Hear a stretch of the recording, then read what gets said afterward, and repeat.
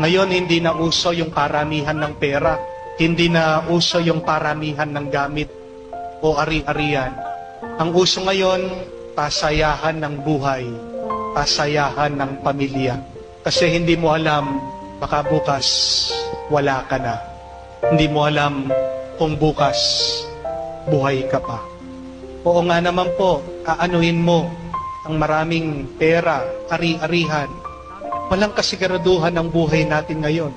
Hindi po natin alam kung sino magsusurvive sa atin, kung sino ang mabubuhay, kung sino ang mamamatay. Tama nga naman, imbis na mag-ipon ka, bakit hindi ka magsumikap na maging masaya? To be happy every moment, every minute, every second, every day. Make every day count. Ito din ang dahilan bakit ang ating